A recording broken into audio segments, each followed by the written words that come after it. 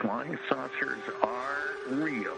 They've seen the aliens buzzing our missile silos. The UFO phenomenon, either we like it or not, is already very much part of our reality. That caused a compass needle to spin and spin. And that's where the whole seed for the idea of underground bases at Dulce was planted. They had very large eyes, and, I found their stare extremely difficult to bear. Hello, everyone, and welcome to the show. I'm Martin Willis, your host. Michael Loke will be joining us in a moment for the news. Well, again, from now on, we will be broadcasting our shows at 8 p.m. Eastern Standard Time, which is minus 5 hours UTC/GMT, and that's going to be on all1broadcast.com. That's with the number 1. Shortly after that show, we will post our podcast right around 9 o'clock or so, EST. I'm hoping to see some of the listeners in the chat room. It was a lot of fun last week. Michael, do you think you might make the chat room this time? I will do my best. I have kids, and Friday nights are, kind of kids' night. So, but I'll try my best. Oh, you can't. Maybe you could have someone sit in for you, a pitch hitter that could just make things up. As a father, or in the chat room? As a father, of course. Well, anyway, after the news and before our interviews, we're going to have a chat with Peggy. She is the admin of our very, very active Facebook page, a lot to do with her. Our guest today, Peter Maxwell Slattery. He's out of Australia, has a bit of a strong accent, but a nice chap, and we have a conversation about 20 minutes with him. I was on Open Minds last Monday. I was interviewed by Alejandro Rojas, and that is on the homepage of our website, and I found out that I'm a better interviewer than an interviewee, because I thought about all these things I should have said afterwards, and I really feel for a lot of the guests that I interview after this. So, Michael, what's up for the news today? Well, this week we have some space and science news as well as UFO stories. First, though, I would like to remind everyone that all of our stories have links to full coverage on major media websites in our show notes at podcastufo.com. And while you're there, take a minute to join the forums where you can connect with other listeners, the Podcast UFO team, and special forum guests such as Mac Maloney, who will be interacting with everyone through a special guest star forum from July 20th through the 23rd. And now the news. For the first time, astronomers have been able to identify the color of an extrasolar planet.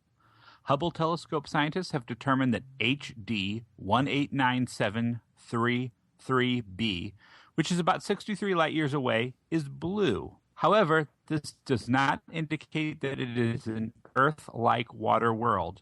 Instead, it is a blue gassy giant with a temperature of about 1,000 degrees Celsius. Yeah, I listen to a podcast every week called Star Stuff, and it's a very scientific astronomy podcast. And it was talking about this, and wow, do you know that the wind is over 4,000 miles an hour?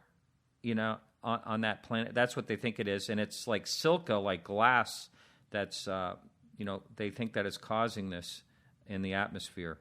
Pretty amazing. Very extreme. So it's like living in a auto paint sandblaster. Basically, so, right. Nice. Yeah. Nice. I still need, we've talked about this, but I still think we need to start naming planets. I know. If I lived on that planet, I wouldn't really appreciate that name. Really. You wouldn't want to be an HD 189733BN. Yeah, it doesn't flow, It doesn't at all. An Italian astronaut on the International Space Station was forced to retreat back into the station after liquid started collecting in his helmet. Although Luca Parmentano first thought his drink bag was leaking, the amount kept increasing, and it soon became clear he could not complete the remaining 5 hours of the scheduled 6-hour spacewalk. Engineers estimate that between a liter and a liter and a half of fluid from the suit's cooling system actually made its way into the helmet. They are now working to determine if the failure is unique to Luca Parmentano's suit or is an indicator of a flaw in all of the spacesuits. Well, first of all, I would wonder if that fluid would be toxic, something that would be like a cooler for the suit. There's not meant to be any contact with your skin or your breathing or anything like that. Second of all, anything at all happens to me in a spacesuit when I'm up in space, and I'd be panicking anyway, never mind something happening. Oh, yeah, I'd be adding my own liquid to the mixture at that point because, I mean, think about it. You've got a fishbowl on your head. Yeah. And someone pours a 2 liter of Mountain Dew into that. Or really, probably, like you were saying, probably like a 2 liter of antifreeze. Yeah. Into your helmet. There's no way that's, I would just assume, okay, I'm going to die now. Yeah, absolutely. I mean, I'd be heading for the hatch instantly. Exactly. Exactly. And he was out there for some time, I mean, after it started, because it kept collecting, so, until it was getting into his eyes. Well, those Italians, they built Rome. But not in spacesuits. No, yeah, that's true. KRQE is reporting that the Roswell International UFO Museum and Research Center has launched a new site designed to allow people to share their encounter experiences.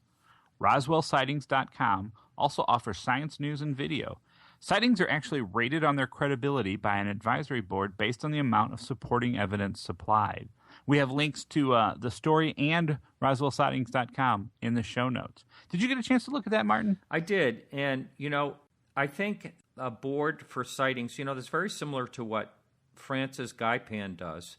They try to review things and then they rate them. It's very similar to that. The site looks pretty easy to use. The only, I don't want to say issue I have, but thoughts I have, I should say, is people think of Roswell, they think of the crash, they think of, that one incident. And I just hope that, they would take it serious enough to actually use it. And I hope it grows because the functionality on the website is very good, actually. Yeah, I wish they just would rate the strength of the case as opposed to the credibility because, that I think is an unfortunate turn of words because if you are just telling your story and you don't have photographs and you don't have film, you're going to get a lower rating, which credibility I think has a potential of being insulting or at least seeming insulting, whereas strength is a little bit, more neutral. Yeah. They need us for an advisory board to advise their advisory board. Special consultants, too. Yes. Wisconsin amateur UFO researcher Alan W. Smith has a new vehicle designed specifically to assist him in his work. The Ashland County Journal also has pictures of the vehicle, which boasts a telescope, GPS, and UFO research emblazoned on the side. Other researchers might want to check out his investment and get some ideas for their own vehicles. It's a fairly well thought out package, but not a huge investment if you already have a research vehicle. Did you get a chance to see that? I did, but I don't know if you've ever heard of Douglas Trumbull. He worked on, I think, a number of movies. He's done special effects and obviously done very, very well. Now, he has a Hummer. Have you ever seen that? It's called UFO Tog. No, I haven't seen that. Goodness. I'll have to look that up. He must have, and I'm not even exaggerating. I bet he has over $1 million worth of equipment in that thing. Every type of scientific piece of equipment for finding a UFO. The top of this Hummer opens up, 2 doors open up, and a telescope pops up, and he sits inside with a computer system. I've tried to get him on the podcast now for several months, and he's a very busy guy. And I actually know someone that knows him, a future guest, is going to be on our show. But check out his site. It's douglastrumbull.com, I believe. And I will. I will, because I just bought a truck, so I'm looking for ideas. You got a spare $1 million or so? Well, I only spent $800 on the truck, so yeah. Hey, yeah, you're working with some good numbers there. Yeah, hey, if any of the listeners is familiar with the term Indian car, that's what I drive. All right. Yeah. And finally, the 2013 MUFON Symposium is currently underway in Las Vegas. Speakers range from Dr. Ted Peters on astrobiology to Dr. Stephen Greer on the Atacama humanoid. Martin, have you heard anything from the symposium yet? Yeah, I keep, I on their mailing list, of course, but, I keep getting a few emails here and there. Am I going? Blah, blah, blah. I just got a question. Are you baiting me with Dr. Stephen Greer in the Atacama humanoid? He is actually in the lineup, which is actually what I was going to ask you next. Have you looked over the lineup, and what did you think about it? I mean, there was Paula Harris, Stephen Greer, Dr. Peters, a few others. Yeah, I haven't really. I've had a couple of people email me about the lineup. I haven't really gone through it. I know I'm not going to make it there, And there's supposed to be some type of major thing revealed there. Have you read anything about that? I have heard whispers of that, but it's been pretty vague, and I'm hoping personally that it is the unveiling of Dr. Greer's ventriloquist act with the Atacama humanoid. That would be great. I'm going to get the DVD to that. I just flew in from Alpha Centauri, and boy, are my arms tired. You know what I think I heard? I think I heard that they were going to be bringing in some other little Atacama-type baby things. You know, supposedly there were other ones. I'm all for it. Let's see what comes of those. Although they still just remind me of old carnival sideshow props. Yeah. I mean, we could call it the Atacama baby lineup. That's right. Yeah, at the MUFON. Well, hey, that's it for the news, right? Yes. Okay, so we're going to take a break, and we're going to bring back Peggy. So please enjoy this music. It's by a fan of the show.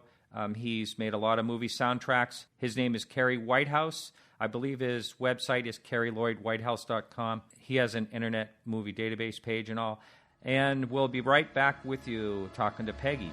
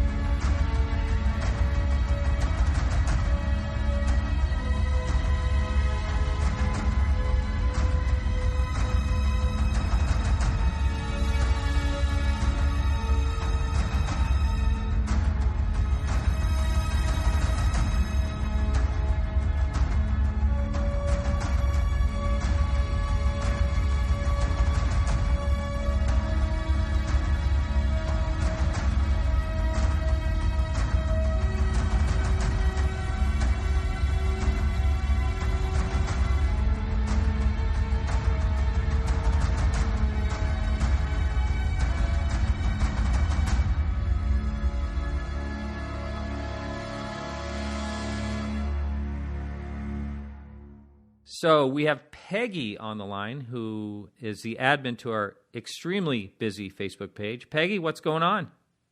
Not a whole lot, Martin. Just barely up. It's 8 o'clock in the morning in Las Vegas. That's right. Peggy, I want to thank you, Peggy. Well, you're welcome, Martin. I believe you post like 3 or 4 postings a day. And I do. Is that too much? No, it's awesome. But it's funny, when you post something that someone doesn't like, they start yelling at Martin. And I like that. I know. You do? Because I take it personally. It's like, and it's silly to take it personally because most people are just very nice. And the few that aren't, why bother? But it's like, what? Yeah. I guess you call them trolls. Some people can be a little harsh, but for the most part, they're good people on there. You're right. But it's funny. They really are. It's funny the type of posts you and I always talk about the reaction of the comments and the likes and things like that and the different types of posts. And I find that pretty interesting. It is. You get to learn a lot about your audience by going back to see what their favorites and what's gotten the most hits. Right. What has gotten the most hits? Is it Martin's "Having My Baby" song? I don't remember that one, but I'm sure that would have gotten the most hits. That was the one where that was the one about my favorite, my nemesis, Stephen Greer. They love the UFO related cartoons, and of course anything that is UFO related, especially the pictures. It was a cigar shaped UFO that I posted. It was a representation, not an actual picture, but it got a ton of hits. I think over 5,000. Wow. Well, you do a good job because we have, the page is growing every single day. So, and thanks to you. Well, thank you. It's a lot of fun, and I'm happy to do it. So, Peggy, just a little background about you. You have had an interest you found our show, about a year ago, something like that? It was. I was trying to remember how long ago. When did you start doing this?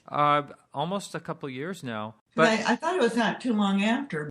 Now, you started right out by scolding me, and I didn't, and I like that about you because you've really you've kept me on the right track a lot of times, and you always apologize after you yell at me, but I do appreciate it somehow. Well, I am truthful and perhaps a little blunt.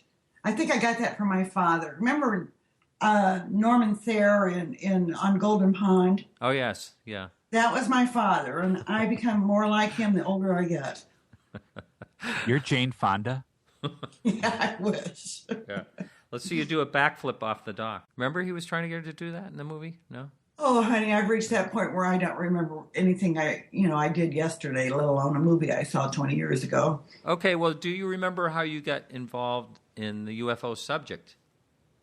Well, I've always been interested in it. I don't know if you recall, Martin, but I did write a blog for your site. Oh, yes, I do. And in it, I said that I'd had a close encounter at the age of 5.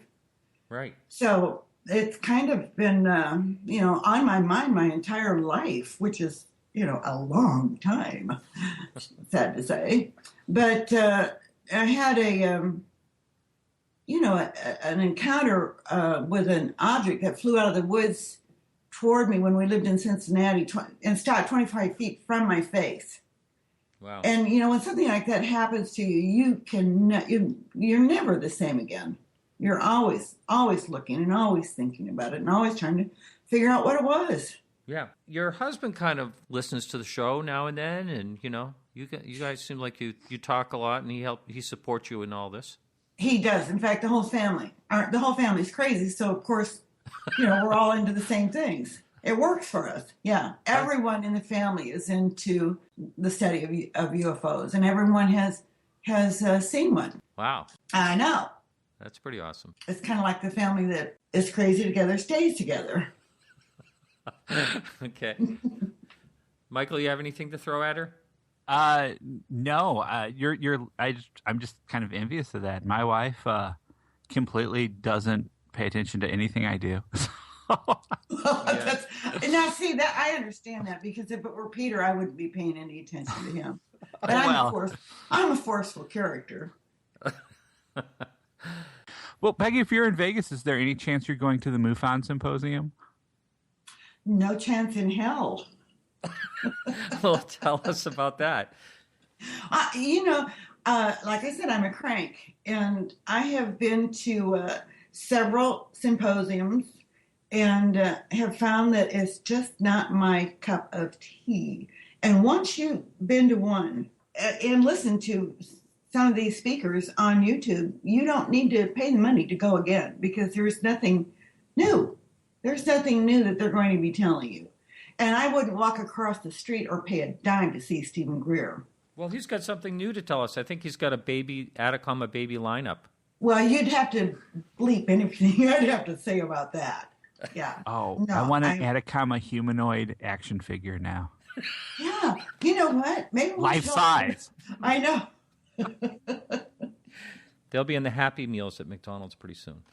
I'm sorry. He started out with such promise, and just to see him self-destruct. But I see that happening with a lot of these people in the field. Yeah.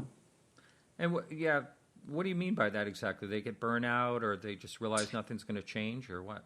I think that they start out with good intentions. I think Greer started out with good intentions, and I think they get this little bit of fame that's within this field.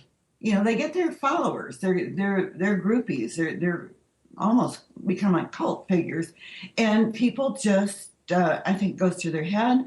Those that make their total living off this field, they have to broaden their scope to appeal to more people. I think even if they maybe don't believe what they're saying. And talk about the field. I mean, I've always highly respected Richard Dolan, and I follow him on Facebook, and he'll change his profile picture almost daily. It's kind of odd, but the adulation and the palavering that people do over him is kind of sad. Mm-hmm. And so I think it. The ones that have that kind of following, they get kind of twisted by it. Yeah, you can see that in all aspects in life, really. I think in this field, though, it's different because we want this stuff taken seriously. Mm-hmm. I think there are people too that the further they go, the more desperate they become to solve the UFO mystery and latch on to some pet theory and just run with it, because it really does seem like there are people that as they go on, all of a sudden you spend 30 years in the field and you figure out that, oh, well, UFOs are actually fairies, and that explains it all. Like, where the hell did that come from? And then that's it. And I think that there are a lot of people who get into this thinking that, damn it, they're gonna knock this out. And when they don't, it's a blow to them, and they don't know what to do. Yeah, I can kind of relate to that. Don't you feel kind of like we're running out of time? I mean, I myself do, because I'm a lot older than you are, Michael, but I feel like a kind of a sense of desperation, and I'm not trying to earn a living off it either. Yeah, this came up in the interview I just did with Alejandro Rojas the other day, basically that people are dying off that was hoping to find the answers in their lifetime, and it's true, and I don't have any expectations myself.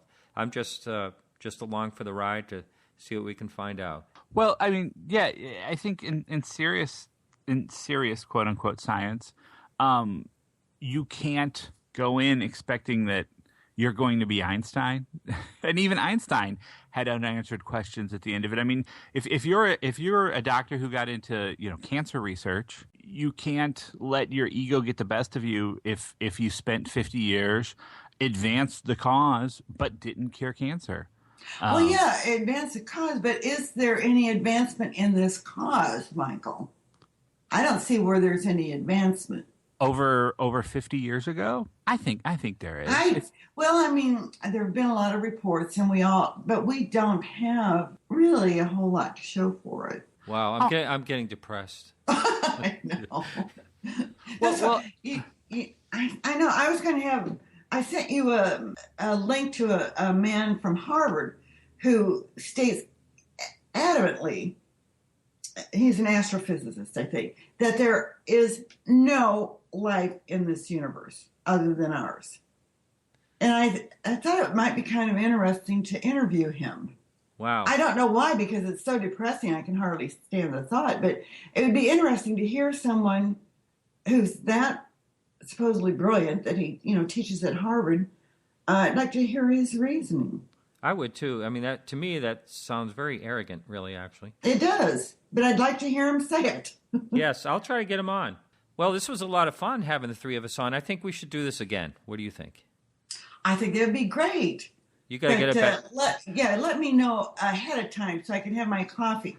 Yeah, and you need to get a headset too. If you want to play I've got one on.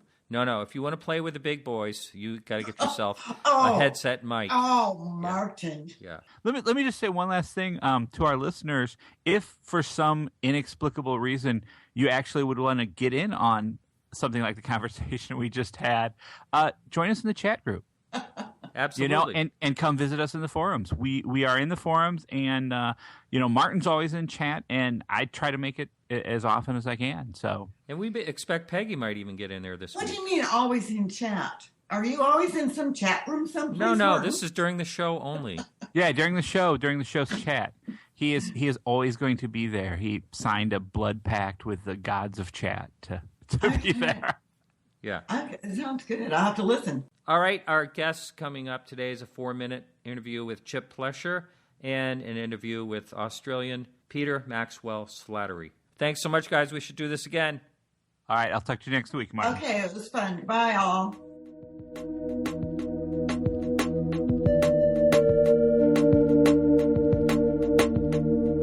I'm with Chip Plesher. How you doing, Chip? Good, thank you, Mark. We just met here at the conference, and you're an enthusiast. You also have a show. You want to talk a little bit about that? Yeah, I've been doing a show of my own called The Mind Cemetery on the UFO Paranormal Radio Network. It's one that Joe Montaldo produces our show and is the founder of the network, all that good stuff. And he allows us to pretty much do what we want every Monday night and have a lot of other hosts that are very opinionated, to say the least, which a lot of other networks don't really have that. They've got a lot of people that like to coddle the superstars, as I'd like to say, instead of hit them in the mouth with some real questions. And, I think that's a problem with Coast to Coast these days anymore, too, with George Norrie, just a host and not an interviewer. He's more like a game show host these days, I think, so. Yeah, so you explore all different types of paranormal. Is UFOs one of your favorites? Yeah, I'm more centered towards UFO and ufology. I'm more into alien contactees, abductees, whichever they want to quantify themselves as, because I know that's a big discrepancy with a lot of them, whether it's willing or not, and then even some of them like to say that they've been fooled into thinking that they're willing participants and everything like that. So, I do more of that. I do hit on the paranormal, but not so much because I think there's even less answers in the paranormal field than anything else. And when it comes to cryptozoology, well, we're rolling off the rails on that one sometimes, when it comes to Bigfoot and Chupacabra and Mothman and things like that. I also would like to do some conspiracy stuff, but I found in the course of doing the show, it's harder to get conspiracy people on for some reason. They're a little more leery about coming on to shows, I've noticed. Yeah. Now, so when you say come on the show, so you have guests on, basically? Yeah, every Monday night, 9 o'clock Eastern on UFO Paranormal Radio Network, my show, The Mind Cemetery. We have guests on for 2 hours. I've started doing... 2 hours? Yeah. Wow, that's a lot of time to fill. Yeah. Sometimes it can be, and that's... I try to keep the mantra of it being a conversation and not an interrogation when it comes to the interview style. I don't have a lot of scripted questions or anything like that. I just let it flow and we go where we go. Yeah.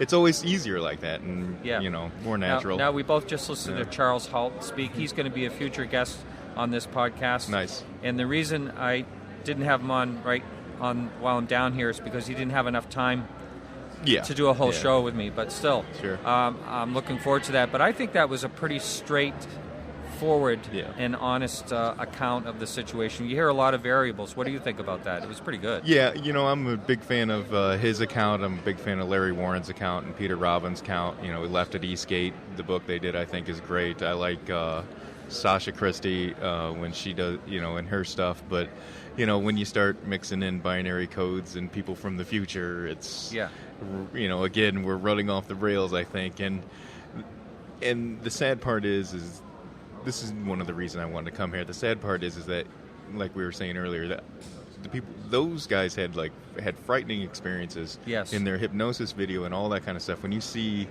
grown men being shook like that, something definitely happened to them. Yeah. They've definitely had their heads screwed with post-fact and ever since then, and You know, Charles told me the other night at the meet and greet that he actually found out that he himself was drugged. Yeah. You know, isn't that something? I mean, that's crazy. Yeah, that's something he hasn't talked about a whole lot. I don't think he's talked about it much. But the stuff he shared today about Jem Peniston and things like that, I'm actually pretty interested to have him on the show so we can get into that. Definitely, and that's a good chance to get him on yourself so you can ask your own questions, you know, and get more in depth. That's the best part about having a lot of these guests on and on your podcast. And I think that's our cue here. Yeah, that's to it. Get us. Hey, well, thanks a lot. All right, no problem. Thanks for having me on, Mark. You bet.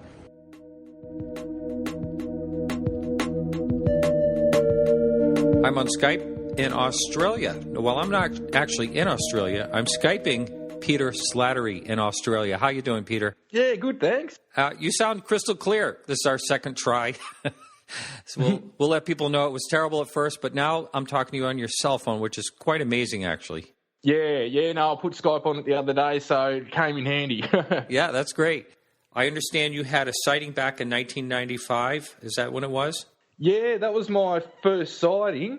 I was 12 years old at the time, and I was living at my father's, and it was a hot day in the summer. I don't know the exact date or anything, but I know it was early in the summer, which is when we have our school holidays that go for a few weeks. And I thought I'd go down to the service station to go and get one of them slush puppy thingos, like the Slurpees. Oh, you have them there too?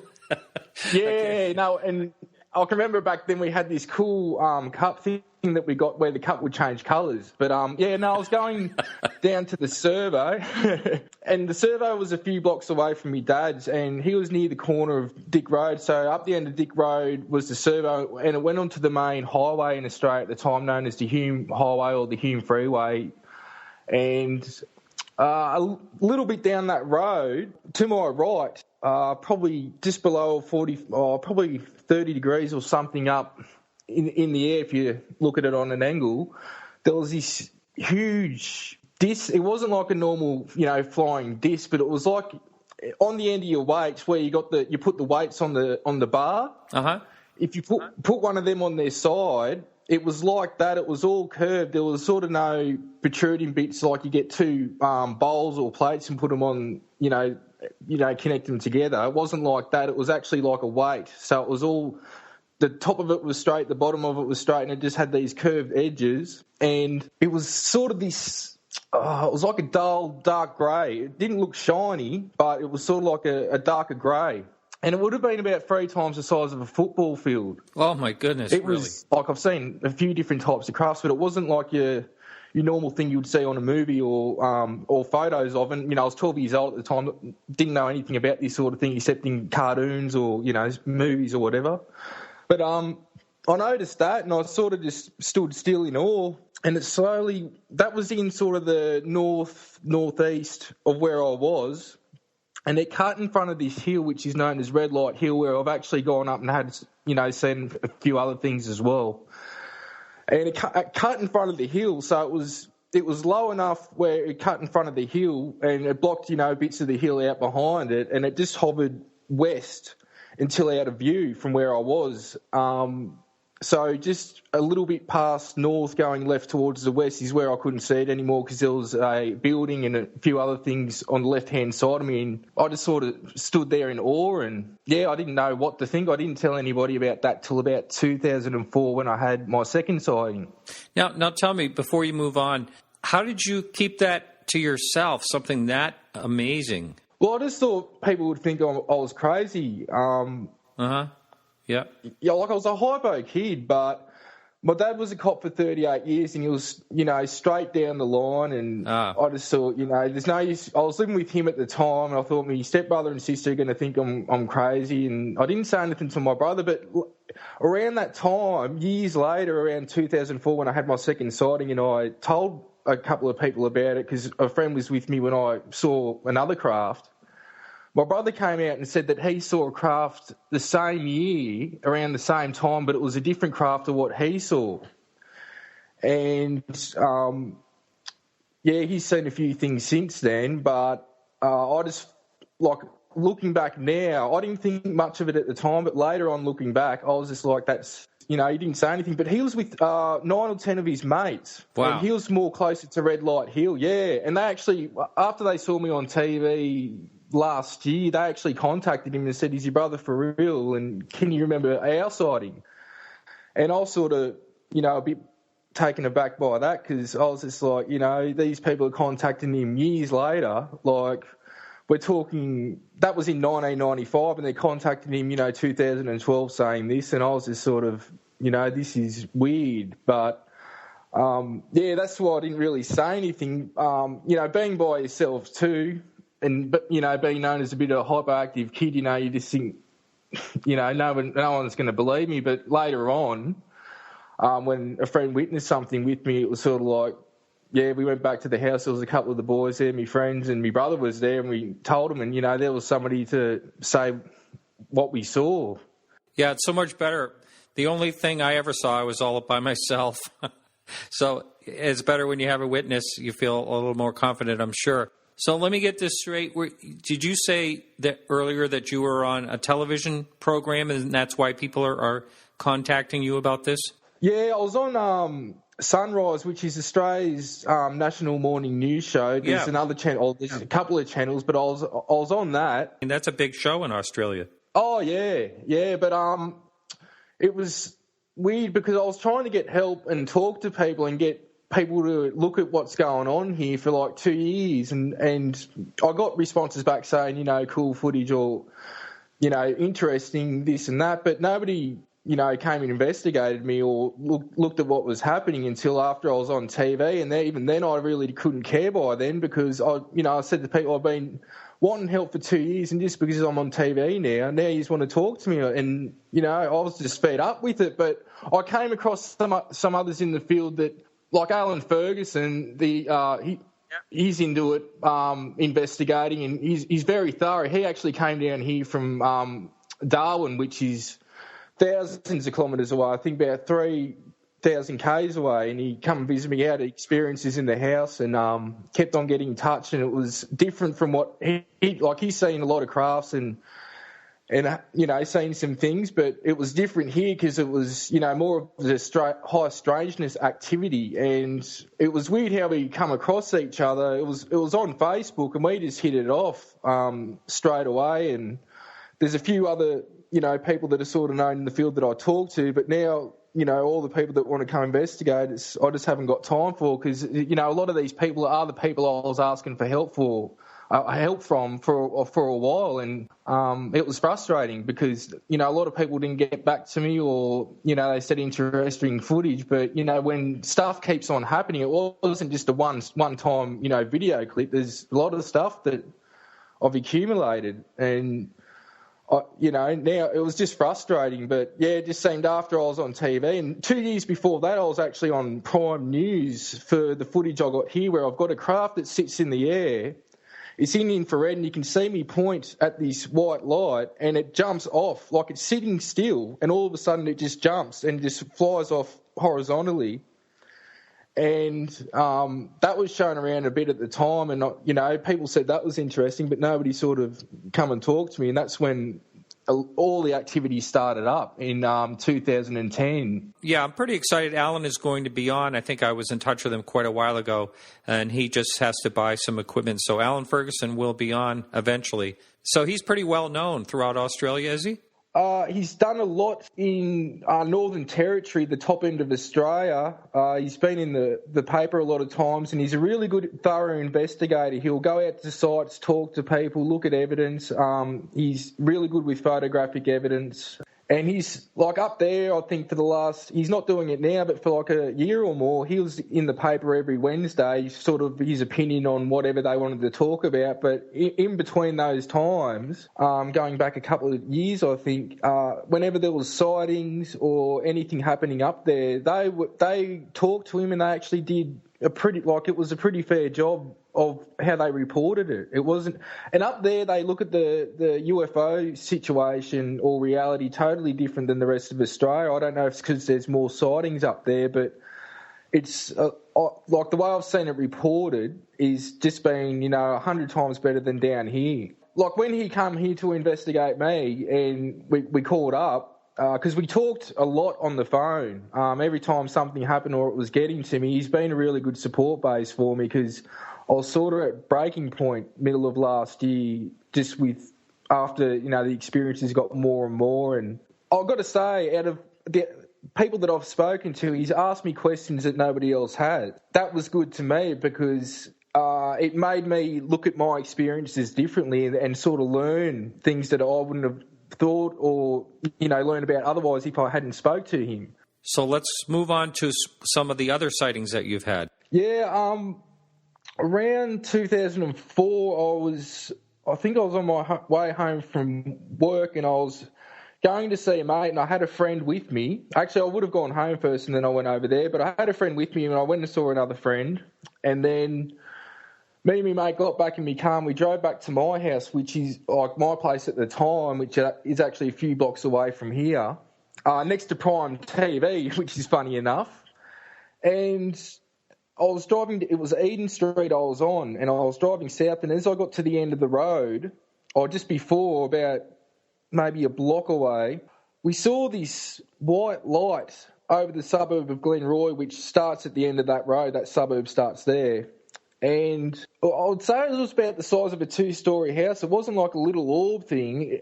And it was doing crazy manoeuvres, going back and forth on itself and doing these smooth circle manoeuvres, going up really high and coming back down low over the suburb of Glenroy. And we pulled over and got out and just looked at this thing, and another 2 or 3 cars pulled up as well, and they got out. And we were just in awe looking at this object doing crazy manoeuvres. And it blinked out. And after that, we went back to my place, which was about 2 doors down from Prime TV. We didn't even, looking back now, I was like, I should have just gone to the TV station and got them out. But I just didn't think of this at the time. Right. It was my second sighting, and I went home, and there was a few of the boys there, my mates, and I couldn't shut up about what I'd just seen. But my mate, he looked like he couldn't talk about it, that what he saw I couldn't explain it either at the time. Like, it was like as if he's seen something which his mind and brain had no reference for, which, it didn't. But how he handled seeing that was different to me. I was hypo all night and couldn't shut up about it. And my mate, when my friends asked him what happened, it was like as if he was just shocked by the whole thing, like his persona and everything. He's like, what Pete said we saw, but how he was speaking about it was just like as if he was in disbelief and stunned, and he just sat there all night, just tripped out from the whole thing, just really placid and really quiet. And, I was really hypo about it. So we had 2 different, responses to what we saw. And that's the time when I found out that my brother had the same sighting in 1995. That was the day. So it was like 9 years later that I found out about that. Around that time, I was working at the Albury TAFE, which is the Adult Education Institute here. And I was a cleaner as well, and I started to see, I got told the place was haunted, and by my boss. He said, this place is meant to be haunted, and I was sort of I didn't blow it off, but I hadn't seen anything at the time, so I didn't know what to think. But, sure enough, I started seeing paranormal activity there, and there was a shadow man I would see there, and there was an apparition I used to see go down a certain set of stairs, and I used to hear coughing in the toilets. And after a little while, I asked the other people working there, or one other person specifically, because it was about 3, 4 in the morning I'd start work, and there was only me in the building the whole time, and this other bloke used to just call in. And we were sitting there one time hearing coughs coming from the toilet. No one was there. It was only him and me, and we were looking at each other. And I found out later on, we're in them set of toilets, and mind you, there was a few sets, but in that specific one, I found out that somebody died from an asthma attack there, and that also somebody cracked their skull running down the stairs. On the set of stairs, I used to see an apparition. Which sort of blew me out, because I didn't know what had happened and why the place was haunted or why people thought it was haunted. But once I found that out, I was like, well, that's where I'm witnessing activity. So around that time, I started, opening up a lot more to it, because, second sighting, and then, seeing the Shadow Man and the paranormal activity that I did. And a few years went by, and I had moved to Melbourne for the time, went to the Gold Coast, and I was a rap artist at the time, just sort of, recording CDs and performing and whatnot. And like after a few years away, I come back to Albury, and that's when the activity got full on, and that was around October of 2010. But just before that, I actually started investigating paranormal hotspots, and got a few EVPs and went out with a mate or two and just investigated a few spots, because seeing that activity of the paranormal activity, I had a lot of questions in my mind, and it intrigued me because of what I witnessed. And I'll take UFO reports on the side, but then all of a sudden in October of 2010, it just started to all flare up again, and flare up more than what I could have ever imagined. So you've had a number of sightings, and I went quickly on your website. Oh, by the way, what is the address of your website? PeterMaxwellSlattery.com. Okay. On your website, it says that you've seen orbs as well? Yeah. It's sort of almost a weekly thing in my house now. Some of them are see-through balls. Some of them are emanating a light within. Some of them are totally just a light. Yeah, it's come with what's happened. I don't know why or how it works, but it's come with the activity. For example, I was meant to go and sit. My brother was living out of town at the time, and he was coming in to stay the night at my mum's house, and I was going to visit him. And it was about 8 o'clock. I was meant to go up there, or 8:30, but I never got there. And what had happened was about an hour and a half before I was meant to go up there, I thought I'd have a cigarette at the time and go out the backyard. And something told me to get the infrared camera and just point it up to the sky, leaving it on the table out the back. And I'm, puffing away, and I look up and I saw this red orb just come out of nowhere, fast as, and that's all I remember. Well, I come to the next day inside on the couch. I don't know what happened, wouldn't have a clue. And I played the video until it went out, and all it was you'd see the red orb come down, and then the rest of the footage was, just that airy sound, the white noise sort of sound you get on a video recorded when, it's just going, and everything was black. But what's weird, I didn't realise this even until after I wrote the books and looking back. The red orb was on an infrared camera, and it was filmed in red. You don't get colour on an infrared camera. It's either, different colours of green, or it's either black or white, depending on, the infrared camera you've got. That's right. What's even weirder than that is that over times, like I was setting up to do a presentation in Sydney, and just before I went there, when I was setting up the PowerPoint presentation, I noticed white lights behind the orb high up in the sky, blinking in and out behind the red orb high up. So for about a year or whatnot, I was just concentrated on the red orb because that's what stood out to me because I'd seen it and, I got it on camera. But after replaying it and showing others, there's something there high up in the sky blinking in and out, and it's a white light. So whether it's a craft and then an orb's coming out of it or what happened, who knows. But that's one experience with an orb that, to me is pretty more intriguing than the others. I've seen them, fly around the house. I've seen them pop out of it like a white portal, and this blue orb came out of it, and it basically went around all the walls of the house in every room, and then flew back out. And I was actually able to get a photo of it before it was going back out. And it's this, you can see it on my timeline page on my website. It's like a fluid light ball, and it's like a liquid blue. It wasn't like other orbs that I'd seen. It's totally different from anything else I'd seen. So, there's been a lot. But in 2010, when the activity picked up again, what happened was I had a friend over. I was at the front door, and we could see this white light, my friend and I, over that suburb of Glenroy, which isn't too far from where I am now. Sort of going back and forth, but it was like as if it was going east, but it was sort of not going fast like a plane or a helicopter. It was sort of going a bit, then sitting still, sometimes going back on itself, and then kept on going. And, you know, my mate didn't know what it was. And to me, I was like, well, that's what I seen years earlier in 2004. But within that 2-week period, there were 6 sightings. And I witnessed something 5 times. One of the times my friend witnessed it, but he was coming over and, you know, about the party for the night or whatnot, and I was in the shower, and he's, you know, ran and knocked on the bathroom door going, it's back, Porter, because me mates call me Porter.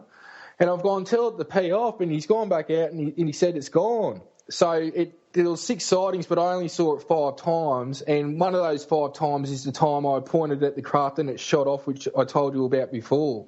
Mm-hmm. Now, after that time is when it sort of kept on being a continuous thing. Has your brother had any more sightings himself? Yeah, he had one. I can't remember what month it was last year, but skipping ahead of a lot of what's happened, but there's some things he won't talk about and won't talk about publicly, and it took me a while to get anything out of him. He just didn't want to talk, and he's 5 years older than me. Mm-hmm. Mm-hmm. And it sort of peed me off a bit. I was happy but peed off at the same time when he did tell me some things, because I was like, I could have been talking to you about this all along, and you've had stuff happen, and it was happy but frustrating. Yeah. But he sort of just sat back on the sideline, but he's been supportive, which meant a lot. If you really think about it, a large part of the population never sees a single craft at all. You've really had a lot of experiences. Your area is what I'd consider quite a hot spot. Yeah, it could be. It could be. It's just I don't like it. Lately I'm seeing a more continuous thing where people are reporting, but going back to the years beforehand, it was a lot more spread out, but, you know, something happening every now and then. Yeah, who knows? Yeah. So, Peter, thank you so much. Yeah, thank you very much. Cheers. Bye.